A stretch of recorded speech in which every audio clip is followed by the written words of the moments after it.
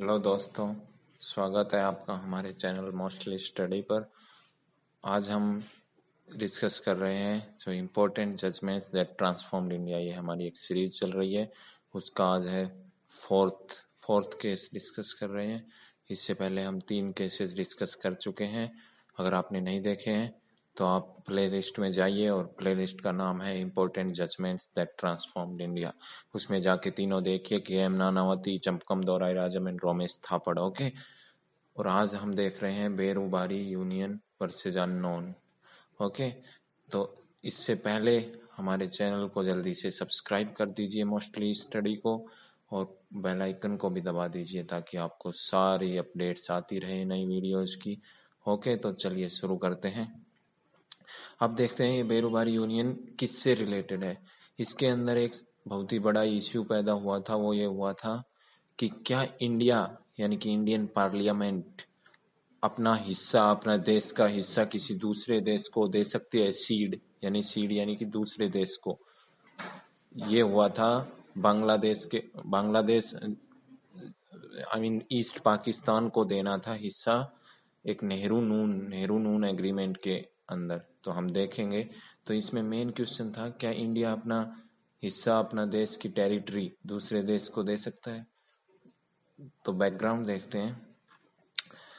आपको पता है कि इंडियन इंडिपेंडेंस एक्ट 1949 के अंदर भारत और पाकिस्तान दो देशों की सीमाएं बनाई जानी थी। तो उसमें एक्ट में दिया हुआ था कि जो सीमाएं होंगे, जो बाउंड्री होंगी, उसके बारे में बताया जाएगा। एक बाउंड्री कमीशन होगा जो कि उस वक्त के गवर्नर जनरल कंस्टिट्यूट करेंगे और वो बताएगा कि कहाँ से सीमा जाएगी इंडिया पाकिस्तान की।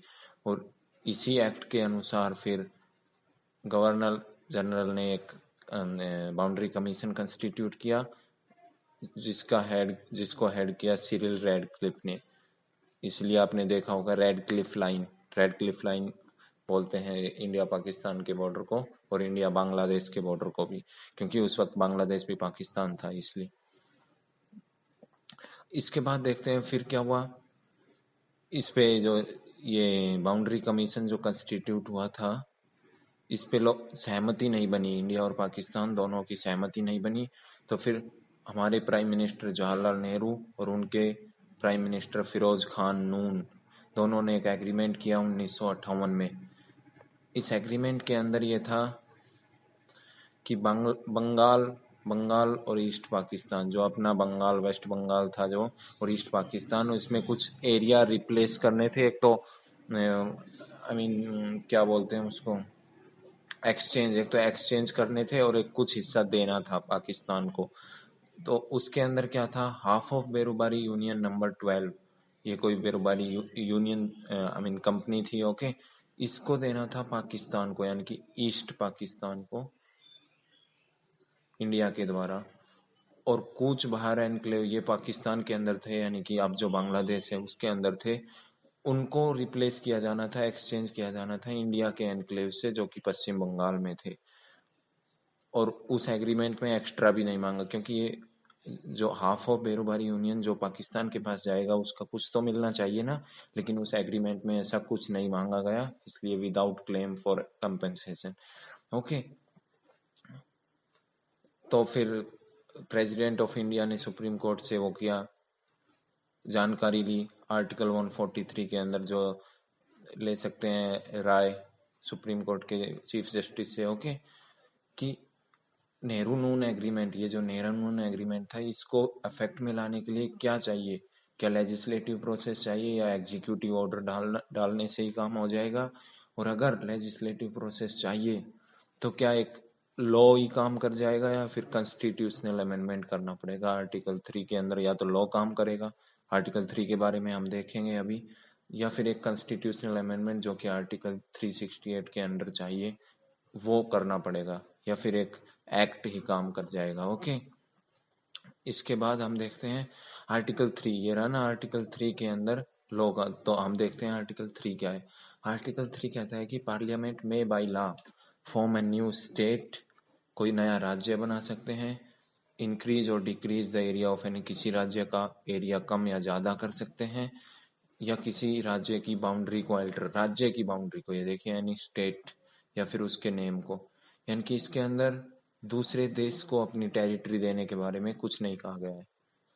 ओके, कोई ceding the territory to another country, ऐसे कोई भी, there is no mention of secession और exchange of any territory with other country article 3 के अंदर। इसीलिए क्वेश्चन पैदा हुआ था कि इस एग्रीमेंट को कैसे इफेक्ट में लाया जाए, क्योंकि संविधान में कहीं पर भी सीड करने के बारे में नहीं है। तो फिर सुप्रीम कोर्ट ने क्या आर्ग्यूमेंट्स दिए जब प्रेसिडेंट ऑफ इंडिया ने पूछे, तो union of India contended that it is just a settlement and fixation of boundary and not alteration. तो भारत सरकार ने उस वक्त क्या किया, पंडित जवाहरलाल नेहरू की सरकार ने, उन्होंने कहा कि ये कोई अल्टरेशन या सेसेशन नहीं है, यानी कि ये किसी दूसरे देश को हम टेरिटरी नहीं दे रहे हैं, ये तो वैसे एक सेटलमेंट कर रहे हैं बाउंड्री की, जो उस वक्त नहीं हो पाई, जब दोनों का बंटवारा हुआ था उस वक्त नहीं हो पाई, इसलिए उसका फिक्सेशन और सेटलमेंट कर रहे हैं।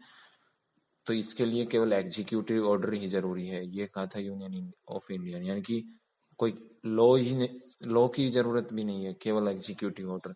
तो मिस्टर चैटर्जी, ये जो ओपोनेंट थे, इन्होंने क्या कहा कि parliament has no power to cede in, parliament किसी दूसरे देश को अपनी टेरिटरी नहीं दे सकती, यहाँ तक कि संवैधानिक संशोधन से भी, कॉन्स्टिट्यूशनल अमेंडमेंट से भी दूसरे देश को अपनी टेरिटरी नहीं दे। इन्होंने ये कहा था चैटर्जी ने सुप्रीम कोर्ट को। और फिर चैटर्जी जी ने क्या कहा कि प्रीएम्बल जो है, प्रस्तावना जो है, उसमें डेमोक्रेटिक रिपब्लिक गवर्नमेंट, इसका मतलब है entire territory of India is beyond the reach of parliament even bye constitutional amendment, यानी कि पार्लियामेंट के अंडर में नहीं है कि इंडिया की टेरिटरी कितनी होगी, कॉन्स्टिट्यूशनल अमेंडमेंट से भी कोई चेंजमेंट नहीं कर सकते हैं इंडिया की टेरिटरी में, एज ए होल इंडिया की टेरिटरी, यानी राज्यों में चेंज कर सकते हैं लेकिन इंडिया की टेरिटरी में नहीं। तो इसमें दो क्वेश्चंस मेन थे। पहला तो ये था कि क्या पार्लियामेंट अपने देश की टेरिटरी दूसरे देश को दे सकती है, सीड कर सकती है, सीड मीन्स देना, ओके।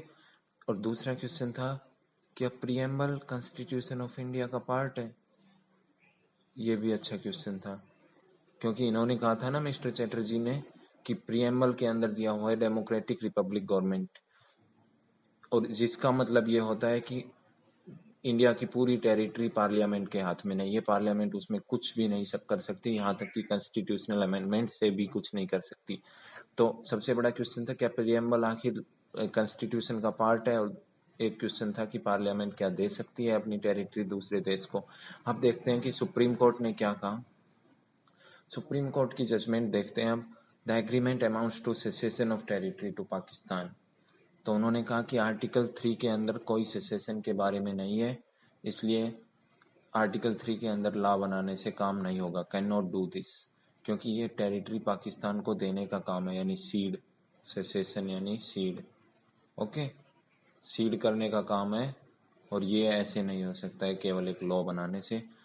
दो नोट कर, उन्होंने कहा कि हालांकि कॉन्स्टिट्यूशन में दिया हुआ नहीं है कि कैसे सीड किया जाता है टेरिटरी दूसरे देश को, लेकिन the power to acquire foreign territory and cede its national territory, उन्होंने कहा कि एक सोवरेन राष्ट्र के लिए दूसरे देश की टेरिटरी लेना और अपनी टेरिटरी देना बहुत ही जरूरी होता है, और ऐसा अलाउ करना चाहिए, ये उन्होंने सुप्रीम कोर्ट ने कहा। लेकिन पार्लियामेंट 368 आर्टिकल 368 के अंदर आर्टिकल 1 को भी अमेंड कर सकते हैं, और आर्टिकल 1 में तो आपको पता ही है सब कुछ है कि Bharat, India that is Bharat shall be the union of states.